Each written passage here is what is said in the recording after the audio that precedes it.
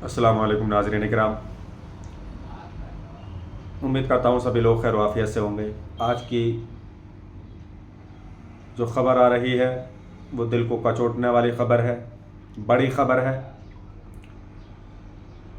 आप सोचिए कि हम किसी त्यौहार को मनाने के लिए, किसी खुशी के दिन को सेलिब्रेट करने के लिए किसी जगह पर इकट्ठा हों और खुशी मना रहे हों। अपना जो त्यौहार का काम है उसको खुशी खुशी मिलकर सभी कर रहे हों और उसी दौरान मौतें वाक़ई हो जाएं, तो वो जो खुशी का माहौल होता है वो सब गम में, रंज में तब्दील हो जाता है। ऐसी ही खबर आ रही है बिहार की सरज़मीन से निकलकर। ख़बर ये है, जैसा कि आप सभी लोग जानते हैं, हमारे जो हिंदू भाई हैं उनका जितिया व्रत का त्यौहार चल रहा है। देश भर में जितिया व्रत का त्यौहार मनाया जा रहा है। ये त्यौहार 3 दिन चलता है, जितिया पर्व का। इस 3 दिन के उत्सव के दौरान लोग गंगा में जाकर आस्था की डुबकी लगाते हैं। ख़ासकर बिहार में इस त्यौहार को लेकर लोगों में काफ़ी उत्साह देखने को मिलता है, काफ़ी खुशी देखने को मिलती है। मगर बुध के दिन यानी कि बुधवार के दिन जितिया स्नान के दौरान कई हादसे हुए बिहार की सरजमीन पर। कई हादसे, अलग अलग शहरों में हुए हादसों में करीब 50 लोगों के उफनती गंगा में डूबने की खबर है। इनमें से 40 से ज़्यादा लोग मारे जा चुके हैं। अफसोस की बात है, अकेले औरंगाबाद में तालाब में नहाते समय 10 लोगों की मौत हो गई। इसके अलावा चंपारण, सारण, सीवान, पटना, रोहतास, अरवल, कैमूर में भी हादसे हुए हैं। इन हादसों पर बिहार सरकार ने संज्ञान लेकर जांच के आदेश भी दे दिए। साथ ही लोगों को एहतियात बरतने की सलाह दी है।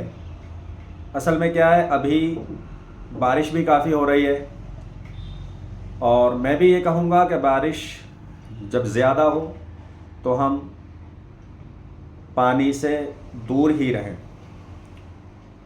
जितिया स्नान के लिए तालाब में नहाने उतरे 8 लोगों की डूबने से मौत हो गई। मरने वालों में 2 महिलाएं और 6 बच्चियां शामिल हैं। ये हादसा वारुण शहर के इनहट गांव में और मदनपुर शहर के गांव कुशा में हुआ। कुशा गांव के तालाब और इनहट गांव से गुजर रही बटाने नदी से 4 बच्चों की लाशें मिली।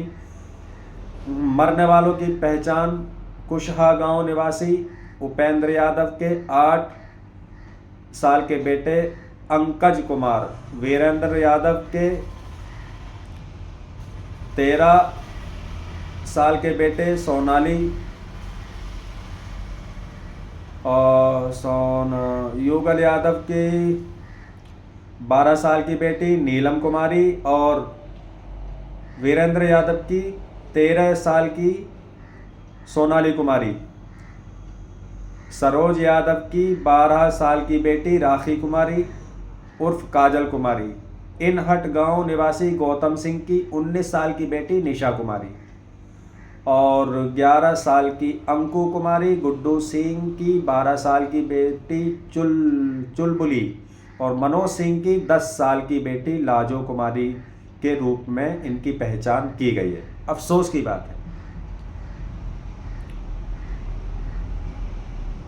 पूर्वी चंपारण जिले के कल्याणपुर थाना क्षेत्र के तहत आने वाली सुनौती नदी में उपेंद्र कुमार यादव का 8 वर्ष का बेटा शैलेश कुमार और संजय कुमार यादव की 5 साल की बेटी अंशु प्रिया डूब गई। परसोनी गांव निवासी रंजीत शाह, पत्नी रंजीता देवी 25 और रंजीता देवी की जो उम्र है वो 35 साल है और 12 साल की बेटी राजनंदिनी कुमारी डूब गई, यानी कि माँ और बेटी की डूबने से। अफसोसनाक खबर यह है कि इनकी भी मौत हो गई। हरी सिद्धि थाना क्षेत्र के तहत आने वाले गांव विशुनपुरा के बाबूलाल राम के 8 साल के बेटे की भी डूबने से मौत हो गई। चंपारण के गांव दानियाल परसोना में मनोज पटेल के 10 साल के बेटे शुभम और खोभारी शाह के 11 साल के बेटे विवेक कुमार की मौत हो गई। कई इलाकों में लोगों की डूबने से मौत हुई है। कुछ की जो है वो तालाबों में भी डूबे हैं और कुछ गंगा नदी में डूबने से मौत हुई है। सारण जिले के माझी थाना क्षेत्र के तहत आने वाले गांव सबधरा राधेश्याम शाह की 12 साल की बेटी शोभा कुमारी की मौत हो गई। दाऊदपुर थाना क्षेत्र के तहत आने वाले गांव भरवलिया में श्रवण प्रसाद सोनी के 13 साल के बेटे गोलू कुमार की मौत हो गई। सीवान जिले के हुसैनगंज थाना क्षेत्र के तहत आने वाले गांव पकवालिया मुखिया यादव के बेटे शुभम यादव की मौत हो गई।